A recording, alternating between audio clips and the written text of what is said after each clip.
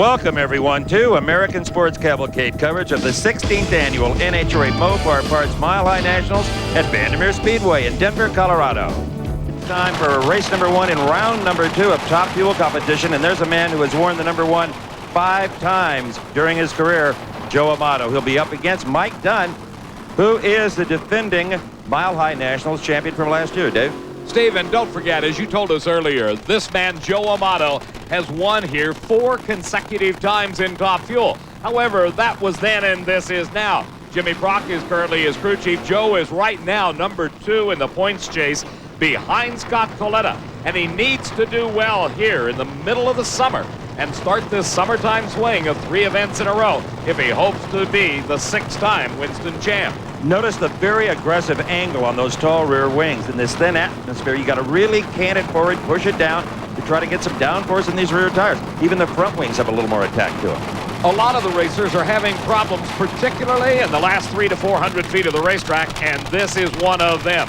Mike Dunn, driving Darrell GWYNN's La Victoria Salsa car, in round number 1 beat Kenny Bernstein from his number 10 qualifying spot, while Joe Amato qualified 2nd with a great 493, but that was his only good run of qualifying.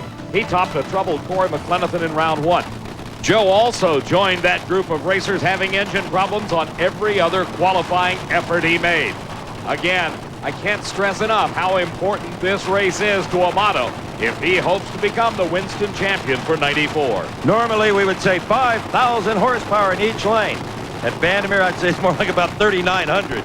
And 50, maybe. That's right. If they're lucky. All right, they're pre-staged. Ooh, Amato's top stage light went out, but still it's Amato away first. And Amato loses the blower belt off of the supercharger. Mike Dunn gets a break. 5:32, only 255 miles an hour, not exactly paralyzing performance. On the starting line, Bob Fry's with Darrell GWYNN. Darrell, have a big rumor out there. They're going to run every race here at Bandimere. Well, I hope so. We have pretty good luck here, and it wasn't pretty in the 2nd round with the 532. We're not real sure what happened, but bottom line, we're in the 3rd round, and this is one of our favorite places. As we look at this race in replay, watch the car in the near lane, the Team Valvoline entry of Amato. He got the advantage by a couple of hundredths of a second off the starting line. The car was accelerating well. The raw fuel coming out of the exhaust pipe on the left-hand side of the engine for Mike Dunn indicates a cylinder that is failing to fire. There you see the blower belt coming off of Amato's car, and Dunn continues on to the finish line for the victory and the advancement to the semifinal round of competition. As we continue in the far lane, one of the great stories of 1994, kind of the Rocky of top fuel, Stevie Foster from San Antonio, Texas. He'll be up against Tommy Johnson Jr., and here's our in-your-face cam. TJ Jr. has a score to settle with Stevie Foster. It was just 3 weeks ago at Topeka that Stevie beat Tommy in the semifinals. Foster then advanced to the final round. It is the first ever in his career where he lost to Scott KALITTA. And here, Stevie qualified really well, a 4-second run, 499. Kenny Bernstein, Corey Mack couldn't do that. He beat Pat Austin in round 1. Tommy Johnson Jr. qualified even better yet. The number 3 spot at a 4.94, and he beat Clayton Harris. When Tommy blasts off in just a few seconds, you'll see why that camera is mounted in that location. It is just awesome to watch. And of course, TJ has another little thing riding for him. The name on the side of his race car is the same as the title right sponsor of this event, Mopar. And Tommy Johnson Jr. gets set back against the roll cage, then pitched forward when he loses traction. Raw fuel coming out of the pipes. Drop cylinders for Stevie Foster. Only a 520 and 271. He's having problems as well. There's an interesting shot over the top of the supercharger and fuel injector. You can just make out Ursi Hill. That's Eddie's wife. She's playing traffic cop right now, backing Eddie into the spot that she wants him on the racetrack. Same being done for Jim Head in the opposite lane. Jim Head has had a pretty good qualifying effort here. Number 5 at a 497 beat Don Prudhomme in round number 1, a real setback to the Snakes championship chances. Eddie Hill also his best qualifying effort of the year, number 4 at a 494, and he beat Shelly Anderson in round number 1. Dave, earlier you mentioned drop cylinders where the spark plug just can't fire the mixture, and we see all of that moisture coming out of the pipes. Everybody has been fighting that problem here on the mountain. Everybody. The one that has probably avoided it the best we haven't seen yet, and that is Scott KALITTA. Hill with a 4.99 in the first round has been running very well. Probably his best overall showing of the entire season. Let's see if the big twin magnetos can pick up all the cylinders on Hill's car. Yes, they do. Eddie Hill powers it through, best of the round so far at 5:06, 274 miles an hour. Jim Head, well, he did the best he could at a 5:23, 267, but started dropping those cylinders. Well, you know, this is a battle between crew chiefs, too. Dick LaHaye and, of course, Tim Richards for the Connie KALITTA owned and driven car. Let me tell you how ruthless this father-son rivalry is. Before I did that open, Connie came back from Scott's camp, and he was like a little kid, the devil in him, right? He says, oh, I just went over and told him he was a lousy driver. I really got him fired up. Maybe he'll make a mistake at the starting line. Well, he made a big mistake in round number 1. He had an absolutely horrendous reaction time, he being son Scott.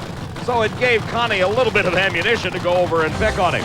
Tim Richards, crew chiefing for Connie KALITTA, who put him in the number 9 qualifying spot. He beat Mike Brotherton with a 5:17 in the first round. As we've said, Scotty qualified number 1 at a 4.89 and had a 4.94 when he beat Bob Vandergrift Jr. in the first round of racing. Connie wasting no time moving up.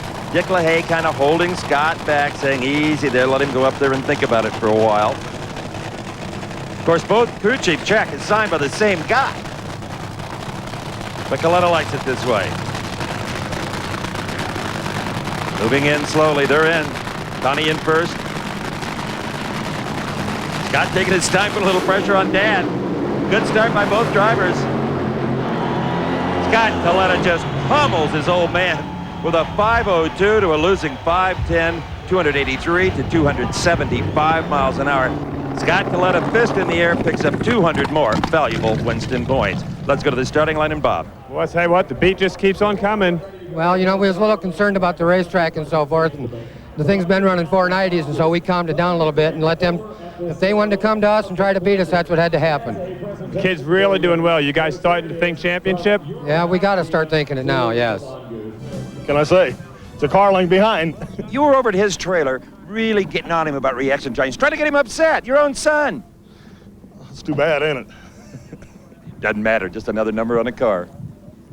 Steve, I can't think of a family that is having more fun together than those. Here's the pairings for round number 3. Eddie Hill against Scott KALITTA, and the points leader has the lane choice. Mike Dunn goes against Stevie Foster, and Foster has the right to pick the lane. Here is Smokin' Joe's racing the Candies in a used Mustang, driven by Gordy Bonin against Dean Scusa. The Scusa Motorsports Pontiac Trans Am made it to its first final round appearance earlier this season when it finished runner-up to John Force at the Fram Southern Nationals in Atlanta, Georgia. Gordy Bonin has 2 national event victories to his credit this year, even though the team wrenched by Leonard Hughes, owned by Paul Candies, had a very sluggish start. The only funny car in the sport with the 94 Mustang body, the new generation pony car. And no one currently active in the sport has any better car control over one of these full-bodied monsters than Gordy Bonin. Steve, the problems that have beset the top fuel dragsters multiply themselves in the funny cars because they do not have that tall wing to provide the added downforce. The lack of air, the lack of atmosphere at 5,800 feet of altitude gives Dean Scusa a real handling problem. He qualified 12th at a 568, beat Casey Spurlock in the first round. Gordy, though, qualified number 4 with a fine 530, and he defeated Gary Densham in his first round competition. We should point out the rear spoilers on these cars are fixed. You're only allowed so much area according to the NHRA rules, and there's nothing you can do to make it better. Oh, Bonin, using that car control I talked about, but Scusa just never lost traction as Bonin did. Scusa wins it 547 at 263 to Bonin's 565 at only 238. Here may be a race described as aggressor and passive attitudes. Somewhat passive would be the Scusa description. They took a very conservative approach. While you see the tire smoke coming off of the Candies and Hughes Smokin' Joe's Mustang, that was the aggressor, and it cost him. He almost lost control of the car, and he certainly lost traction, while Scusa went on to win with a 547. Here's Gary Bolger. He is driving the Dale Creasy Pontiac in the near lane. This is Tom Hoover at the wheel of the Pioneer Dodge. He qualified number 2 with the same elapsed time as John Force. Gary Bolger qualified number 10 at a 5:62, beat Whit Bazemore in round number 1, having a ball. Tom Hoover, as Dave said, qualified with the same elapsed time as John Force. So why is he number 2? Because Force had a better speed. That is the tiebreaker on those deals. Qualified number 2 at a 5:23, beat Paula Martin in round 1. There's how to not only get some good luck, but also plug your ears as well. Leah, that's Tom Hoover's daughter, watches as her dad motors on to victory, a 5:66 at 220 miles an hour. A celebrity jump as she knows her dad, Tom, into the semifinals of Funny Car. Down to the starting line, here's Bob. 566 wasn't all inspiring, but it gets you to the semis. No, it wasn't inspiring at all, but I tell you what, we've needed a lot of luck lately. We haven't had any drop cylinders off the start line. All we can do is try to correct it and do our best. Good luck to you in the next round. And who do we see back behind the Motorola car with the flames on the GTX Chevy Lumina? That is John Force, the dominant racer in Funny Car today. He is the reigning Winston champ. He is leading in the points chase and has got everybody talking to themselves here. He qualified number 1 at that 5:23, ran 5:25 to beat Jim Blake in the first round. Meantime, Richard Hartman at the wheel of Johnny West Dodge had qualified 8th at a respectable 5:40. He defeated Jim Epler in the first round. The Motorola Dodge will try to contest John Force, but most folks are saying John Force's biggest competitor is himself. John Force's car does not smoke the tires. Everybody occasionally goes out a little too aggressive or has a clutch failure. It doesn't happen often to Force. You've really got to beat him. He's not going to beat himself, like you said. Richard Hartman, great young driver, the Motorola car. Richard says he's too strong, and he is. Force, one of the few runs out of the 520s, and I think that was calculated, a 5:34 at 282 miles an hour. Hartman just coasts on through. Let's go to Bob down at the starting line with Austin Coyle. With these conditions, how quick can it go today? Oh, I imagine we could have ran 28 if we were pushing, but we figured it'd be prudent not to push. And listen to Austin Coyle become articulate on us all of a sudden. And look what's happening here. The lane choice in the next pair is held by the driver of that Western Auto Slick 50 Dodge, Al Hoffman. He's decided he wants to move over into the lane that John Force just ran the 5:34. Steve? You know, it's illegal to have a traction control device on one of these cars unless, of course, it's a human being. Right, that's Austin Coyle. You got that right. But we're excited. We're really pushing for this win on this hill up here. Maybe I push too hard sometimes. I want to win, but this is very important to me and my family and all my sponsors. We're going to kick some butt up here, buddy. One of the reasons that John is so intense about all of this, he has never won this event in the 16 years of its running here at the mile-high altitude of Bandimere Speedway. Here is the Western Auto car of Al Hoffman. The question now remains, will the lane switch pay off? Remember, it was Richard Hartman that was over there where Chuck ETCHELLS is currently driving that sleek new Avenger-bodied Kendall GT1 car, and Hartman lost traction. John Medlin out pointing the way for Chuck ETCHELLS. There's a little concern that the Avenger body, which they only have a few runs on, may be so slippery that here in the thin air, it doesn't beg the engine to burn nitro. It doesn't work as a wedge or an airfoil as maybe the old Dodge Daytona body would. That's just theory, but who's to say? Al Hoffman qualified number 3 with crew chief Tommy Anderson at a 5:29. He beat Keith Jackson from the Rocky Mountains in round number 1. ETCHELLS qualified real nicely, number 6 at a 5:34, and he's the one that put out the McDonald's car and Cruz Pedregon in round number 1. ETCHELLS told me before they went to the starting line here, he says, you know, I think I can take Hoffman. He's ahead of me in the points, and he's gone more rounds this year, but I just got a good feeling about it. Let's ride with Hoffman on this run. Great start. Look at ETCHELLS come by. At the top into the racetrack, Chuck ETCHELLS drove around him, and John Medlin says, yes. Elapsed time, 5:41, the winning time, losing a 5:50. Down to the starting line, here's Bob Fry. Big win, John, big win. We're really happy with that one. That was a real important win for us. We were worried about the performance of the car down the big end, but I think our new Avenger body pulled it out for us. Great win. Good luck in the semis. Thank you. You always hate to experiment in the middle of the race, but it appears to be paying off for Chuck ETCHELLS. Let's watch. The Kendall car in the near lane was second off the starting line to Hoffman.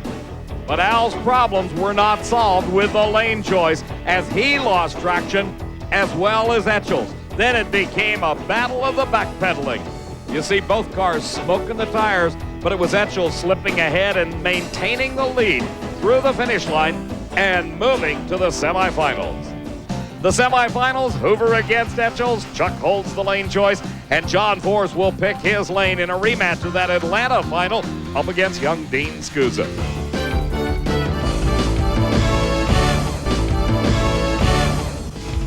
We are back at the Mopar Parts Mile High Nationals. Now, Warren Johnson may be long gone, but he left some words of wisdom. Quote, "I hate this place. The air's so thin, the birds are walking."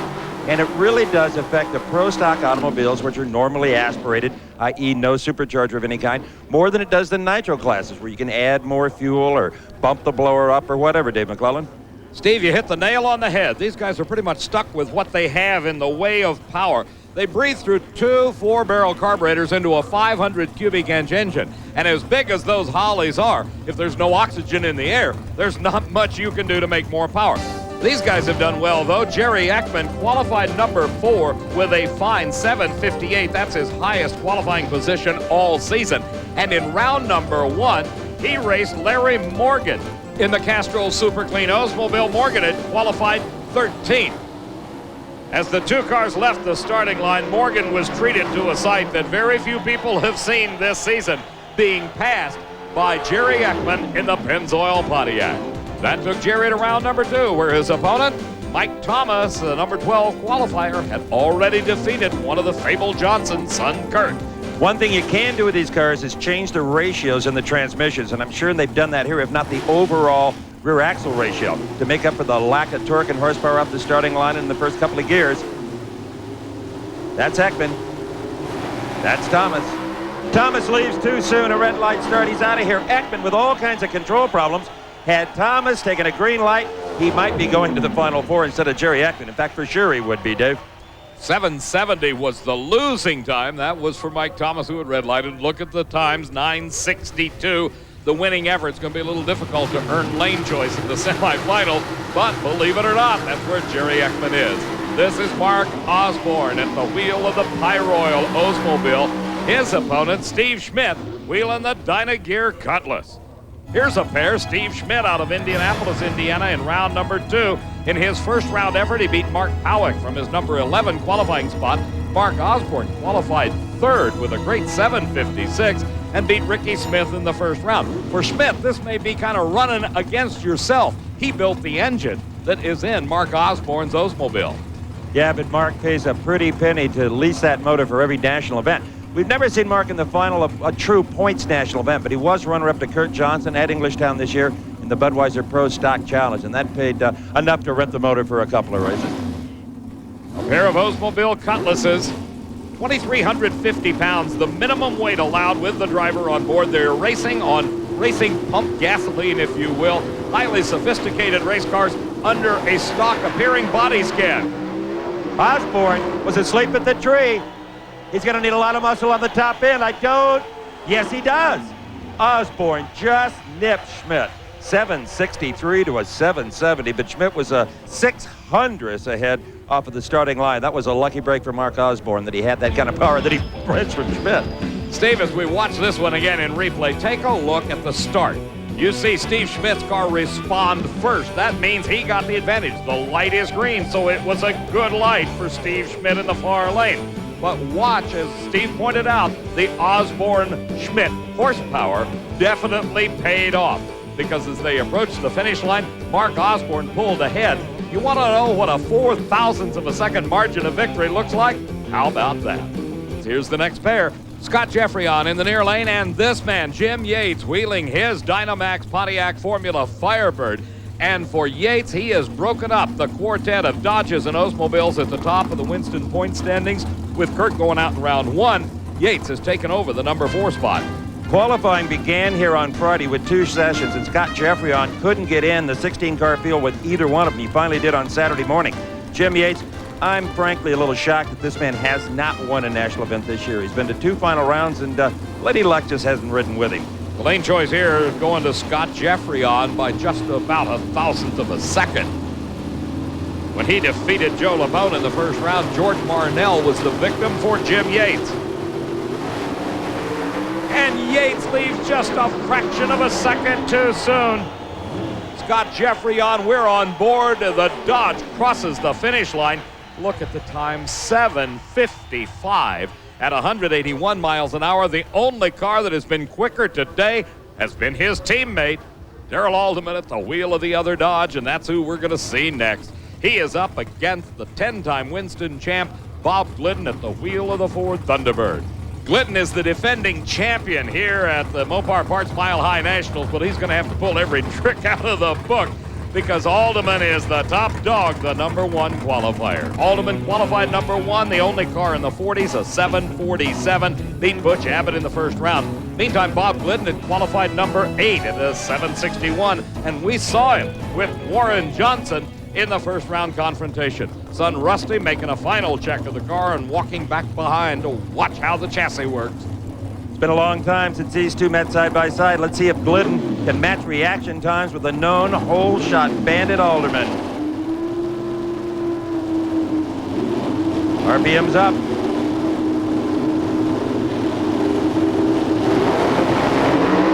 He does. Leaves right with Alderman. But does he have the power to match the B1 bomber motor from Mopar? No, he does not. A 756. Alderman 100 slower than his teammate Jeffrey on whopping speed for the mountain, 182 miles an hour to a losing 7.71 at 178. Steve, Bob GWYNN did everything he could, but let's watch Darrell Alderman as he made this run. Intently watching. Look at his left leg. Dumps that clutch and immediately shifts the 1-2 lever. Then moves his way down through the 5-speed, pulls the handle for the parachute, and brings the car to a safe stop as he shuts off the engine.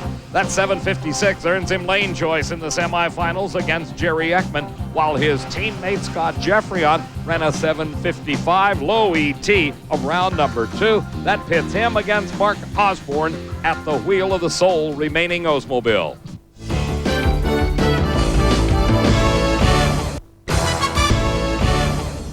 Well, here's a guy in the far lane that certainly will be one of the stars of Drag Racing '94 when that's produced, Stevie Foster.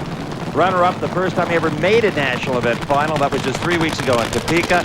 Had only qualified for 2 events previously in a very short top fuel career. An off-roader at one time, actually. Mike Dunn has got to be worried about Stevie Dave McClellan. Stevie qualified better, ran quicker in the first round, and has lane choice over the McGuire's La Victoria car. And what amazes me is the presence that Steve Foster has.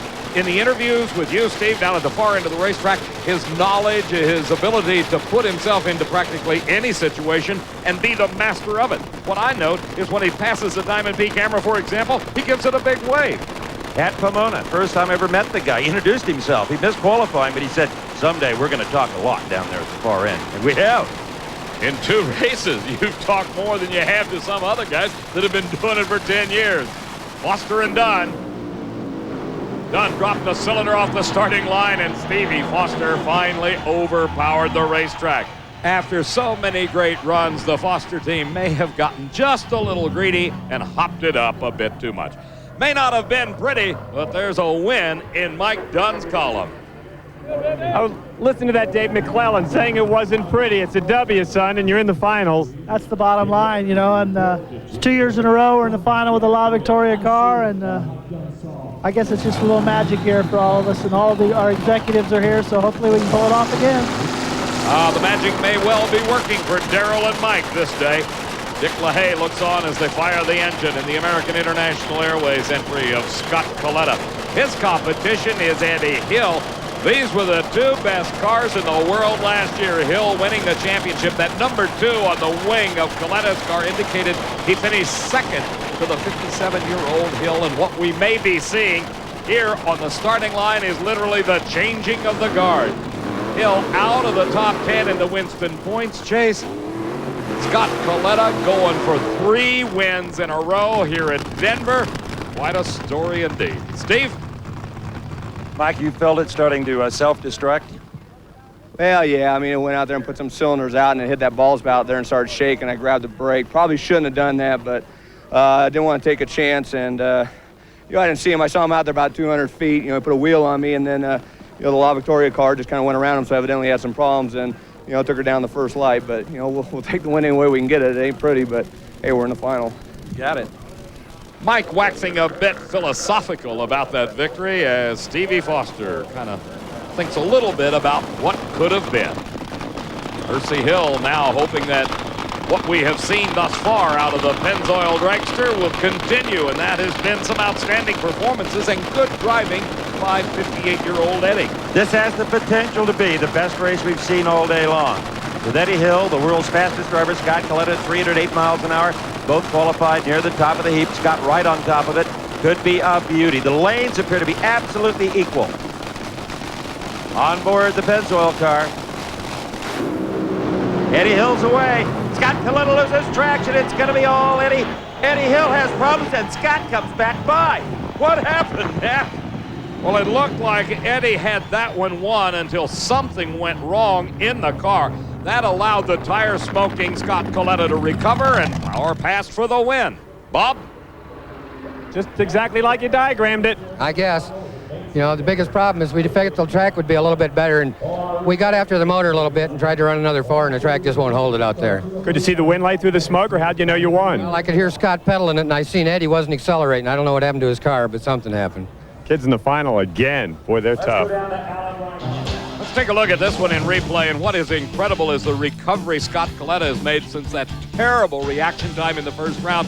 Here he was 0.2 of a second quicker than his first round reaction time, quicker than Eddie Hill, but he went up in smoke. That would have given the race to Eddie had he not had mechanical problems. Watch Scott backpedal, then ease back in the throttle, smoking the tires, but accelerating while Hill is coasting across the finish line. His wounded warrior unable to respond to the throttle, and Scott KALITTA heads to the final round for the 3rd race in a row. He meets the defending champ Mike Dunn for the top fuel title here at Bandimere Speedway. To the far end of the racetrack, and Steve. Something in the KALITTA makeup says never give up. Oh, I never give up, you know that. I almost did. I thought, oh man, he's out there about a good car open on me. And then he disappeared, and I stepped back on it, and it got pretty loose on me, but that's what they put steering wheels in them things for. That's hard on parts. Oh, well, we got more. It's the only one. I mean, if we've had to put a motor in, it's the first one all weekend. That is Tom Hoover, the Pioneer stereo car.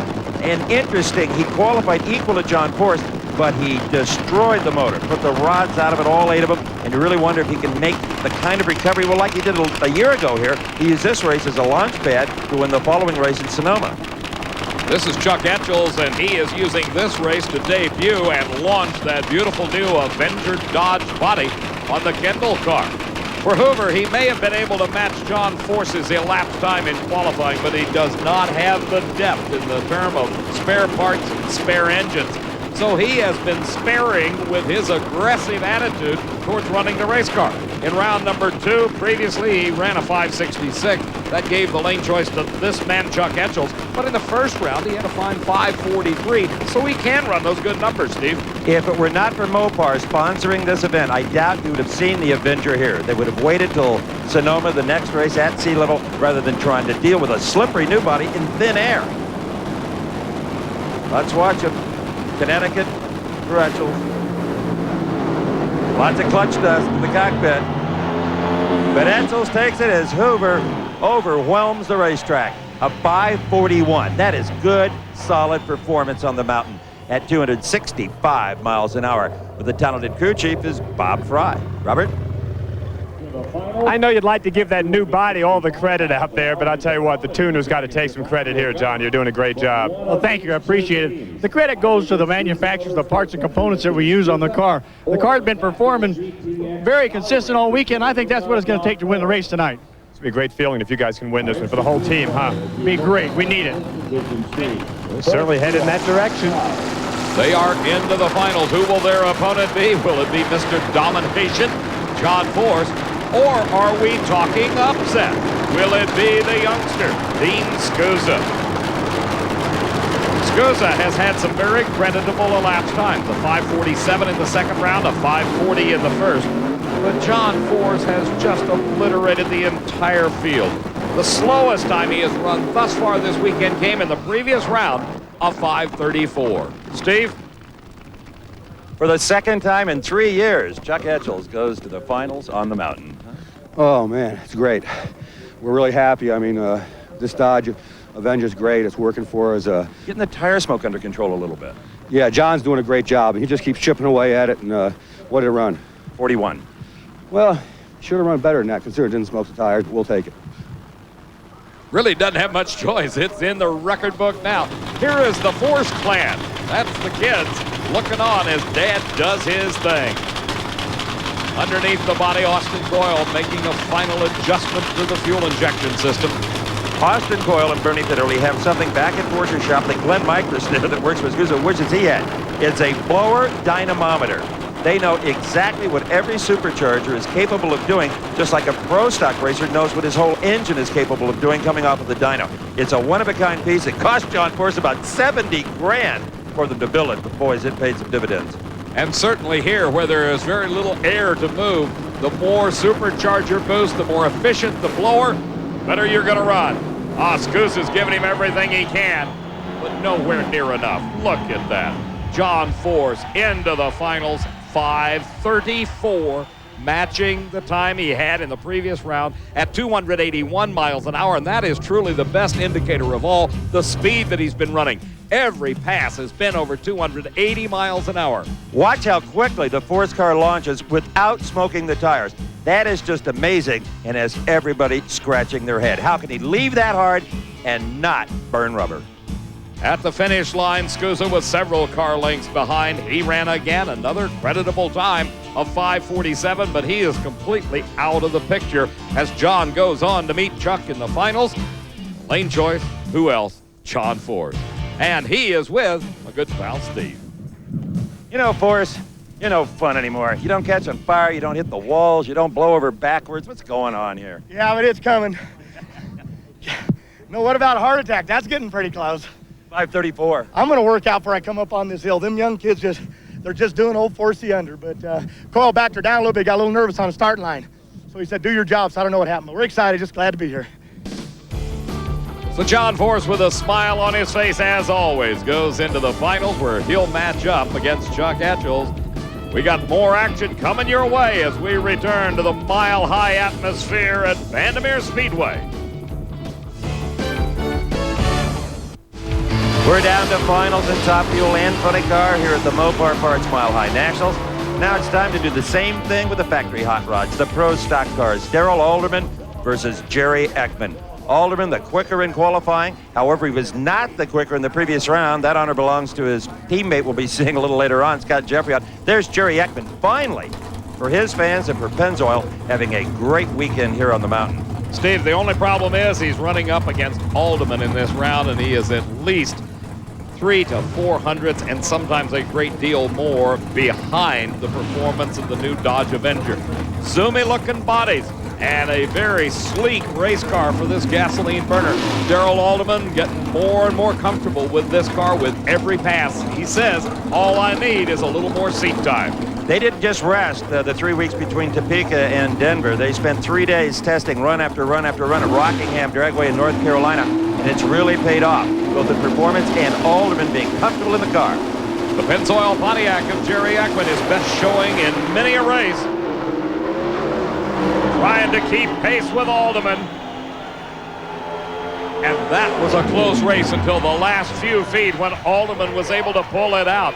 A 7:65, the slowest run he has had all weekend at 182 miles an hour. Jerry ECKMAN trailing ever so little at a 7:73. Well, Jerry definitely did his job. He got a very slight reaction time advantage off the line. Alderman here had his share of handling problems. I think the car must have been spinning the tires in first and second gear. You could see it wiggling around just a little bit. That allowed ECKMAN to keep pace with him.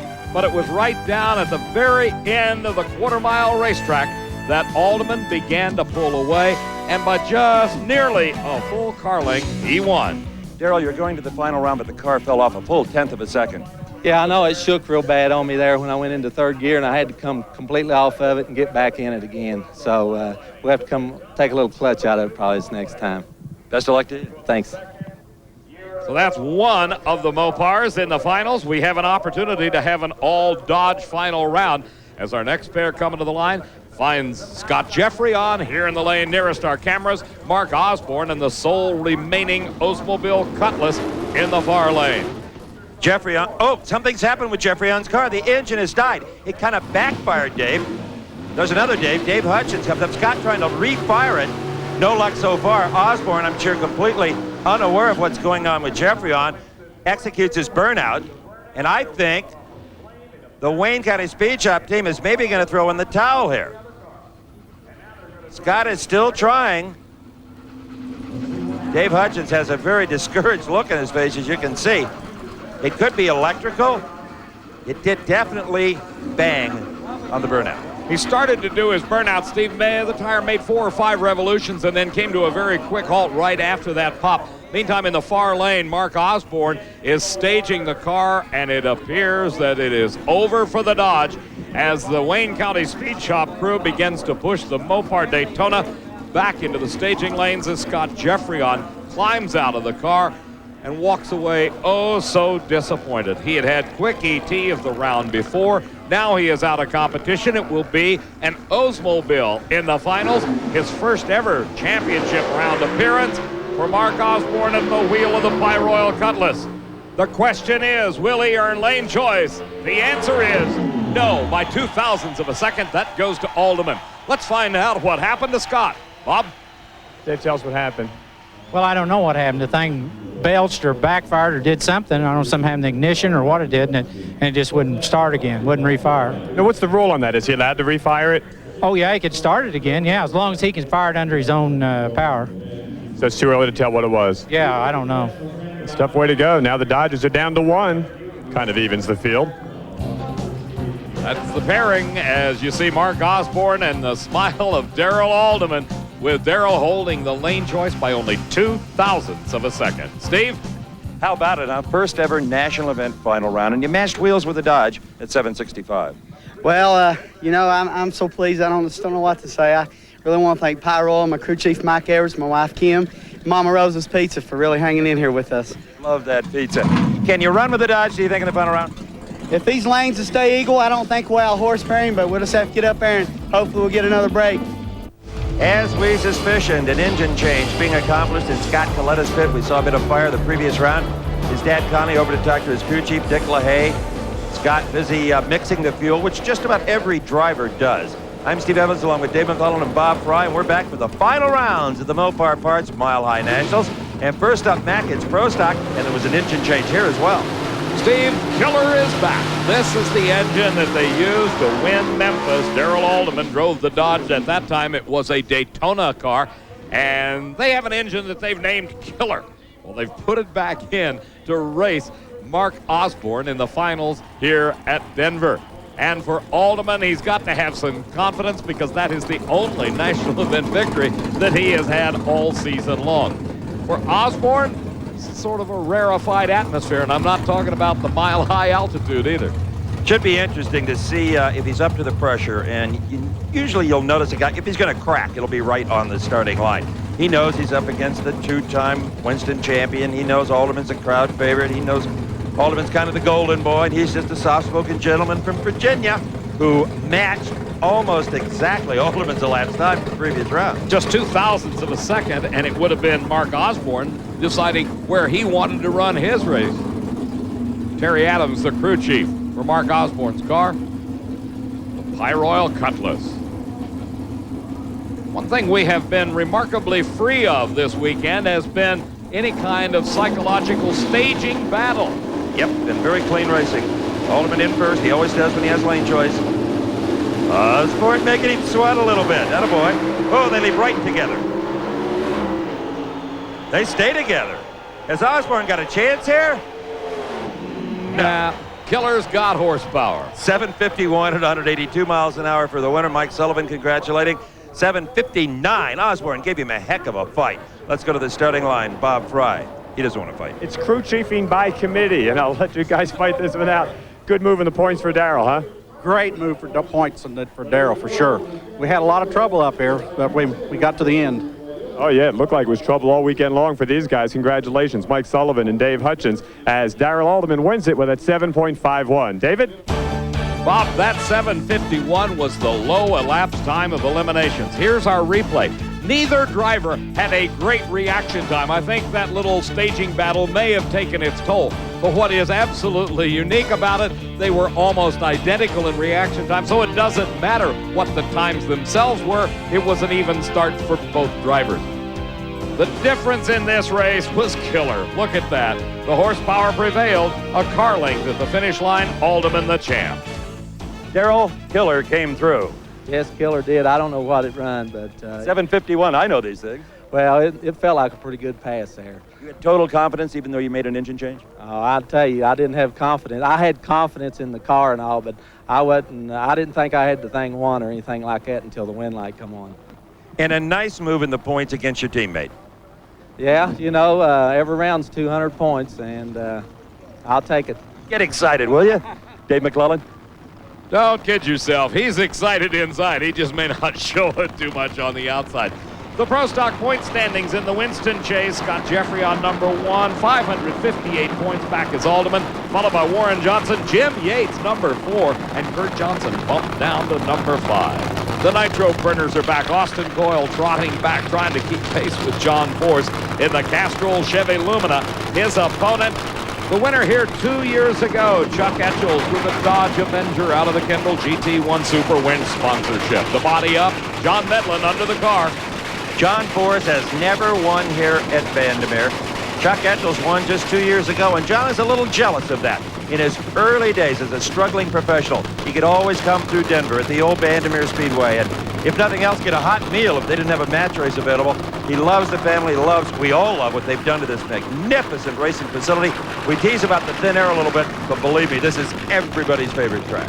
And they just continue to pour improvement after improvement, and literally pour means lots of concrete going down. Here we go. This is the final round. Can John Force make it 5 victories this season? Chuck Etchells hasn't won since October of '93. It is no contest. John Force, back in the 20s, 5:25.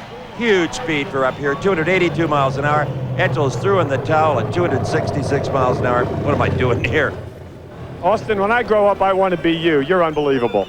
Well, thanks so much, Bob. Like, things go really well once in a while, and it's a whole team that works hard to do all of that. Let me take this opportunity to say hi to my wife, Lisa. She's home moving into our new house all by herself. Goes all those big bucks those crew chiefs make. What a great job he did. Hardly describes the achievement that John Force has had this weekend. Great seems to fall just a little bit short. Here he came back in the final round as Etchells hazened the tires. Force without a whisper of smoke off the back of the car and huge amounts of horsepower. 282 miles an hour. His elapsed time, yet another 5:20, a 5:25. If I know the Force crew, there'll be a celebration near Thunder Mountain tonight. There's a big celebration up on top of that mountain.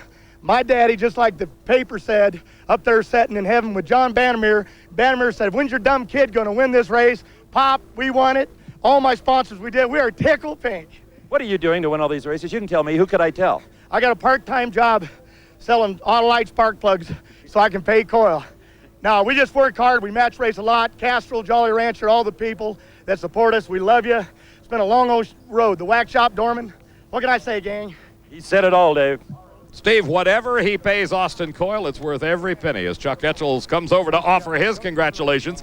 If anybody is to catch John Force as we start this second half of the season, they better hurry. Force, Hoffman, Spurlock, Etchells, and Pedregon rounds out the top 5. Only 2 more drivers to go mano a mano here at the Mopar Parts Mile High Nationals.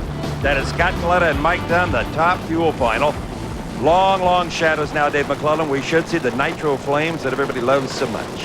The American International Airways car driven by Scott KALITTA headed for 3 in a row if he can stop Mike Dunn. Of course, Dunn with his car owner Darrell GWYNN and all of their friends from La Victoria Salsa on hand to watch them try for 2 wins in a row here at Bandimere Speedway.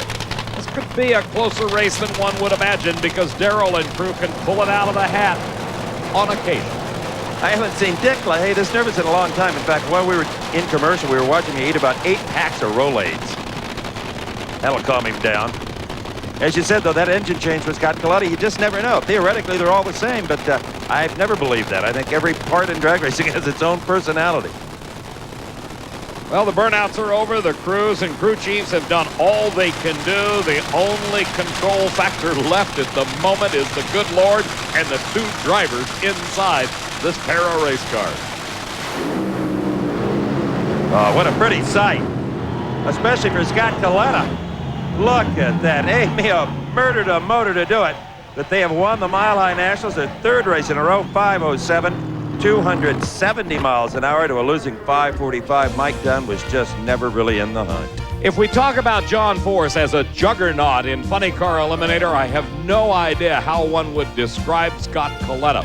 What he has accomplished on 3 different racetracks under 3 absolutely, totally different racing conditions is incredible. Here, he ran this fine 5:07 after the engine change. And while he may have lost the motor and the lights, who cares at this point? The win is his. I tell you, to survive your crew in the celebration down here is incredible. What a weekend. You get a boatload of points. You got to punish your old man. That's the hat trick. Wow. Oh, I tell you, you know, beating him's fun, but he doesn't mind it, I don't think, you know. If we bring the one home at the end of the year, it'll be all right with him. And Dick LaHaye, what a great job. Your Rolaids bill may be skyrocketing. Oh, I tell you what, Dick's a magician. I can't say enough about him and the guys. And, you know, I mean, I kidded around this morning with Grandpa. When he's not in the other lane, he's the best team owner out there. Let's go back to Dave McClellan. Congratulations. Thanks. Hi, Kathy. Scotty saying hi to his wife. Well, he has got a substantial lead, about 1,300 points over Joe Amato with 8 races remaining this season. Dad Connie's third, followed by the Snake Don Prudhomme, and Corey Mack rounds out our top 5. For Bob Fry and Steve Evans, we have certainly enjoyed a great weekend of racing here at Bandimere Speedway. I'm Dave McClellan saying so long from Denver.